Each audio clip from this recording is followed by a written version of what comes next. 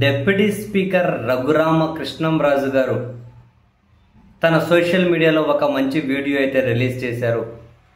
రాష్ట్ర ప్రజలందరికీ కూడా ఒక విన్నపము అంటూ, ప్రత్యేకించి తాను ప్రాతినిధ్యం వహిస్తున్న ఉండి నియోజకవర్గ ప్రజలకు కూడా ఒక విన్నపము అంటూ తాను రిలీజ్ చేసిన వీడియో ప్రజలందరికీ కూడా ఉపయోగపడేది.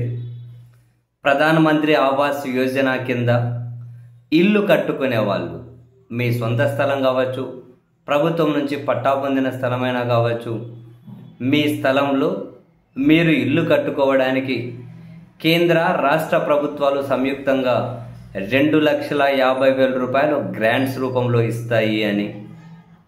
ఆ గ్రాంట్ను మీరు పొందాలి అంటే ఈ నెలాఖరులోగా మీరు గ్రామ వార్డు సచివాలయాలైనా, మున్సిపల్కి సంబంధించి అక్కడున్న సచివాలయాలనైనా కూడా వెళ్ళి రిజిస్టర్ చేసుకోవాలి అని. అలా రిజిస్టర్ చేసుకోవాలి అంటే మీరు పోవాల్సినటువంటి పత్రాలు, మీ కుటుంబ సభ్యులందరిపై రేషన్ కార్డులు, ఆధార్, మీ కుటుంబ సభ్యులందరిపై రేషన్ కార్డు ఉంటాయి కదా, రేషన్ కార్డు, ఆధారు, ఆదాయ ధృవీకరణ, క్యాస్ట్ సర్టిఫికేట్, కుల సర్టిఫికెట్, మీ బ్యాంకు పాస్బుక్, ఇవి తీసుకొని గ్రామ వార్డు సచివాలయాల్లో ఈ నెల 30వ తేదీ వరకు రిజిస్టర్ చేసుకోవాలి అని. సో దట్ అట్లా రిజిస్టర్ చేసుకున్న తర్వాత మీరు ఇల్లు ఎలాంటి ఆటంకాలు లేకుండా కట్టుకోవాలి అని అంటే 2,50,000 రూపాయల గ్రాంట్ల రూపంలో వస్తుంది అని. మీరు రిజిస్టర్ చేసుకున్న తర్వాత హౌసింగ్ అధికారులను కోఆర్డినేట్ చేసి ముందుకెళ్తే మీకు డబ్బులు పడుతూ ఉంటాయి. మీ స్థలాల్లో మీరు ఇల్లు కట్టుకోండి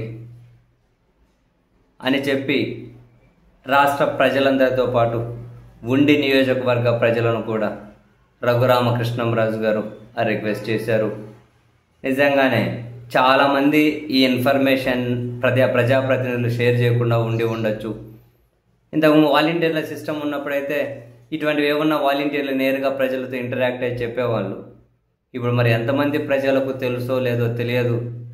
రఘురామ కృష్ణంరాజు గారి లాగా అన్ని నియోజకవర్గాలకు సంబంధించిన ప్రజాప్రతినిధులందరూ కూడా ఈ విధంగా ప్రజలకు ఉపయోగపడేటివి ఎప్పటికప్పుడు సమాచారాన్ని కనుక వీడియోల రూపంలో పోస్ట్ చేసుకుంటూ, అది వాళ్ళ నియోజకవర్గంలో ఉన్న పార్టీలతో సంబంధం లేదు, నియోజకవర్గంలో ఉన్న అన్ని గ్రూపుల్లోకి అది కనుక పంపిస్తే అర్హులైన ప్రజలకైతే ఖచ్చితంగా మేలు జరుగుతుంది.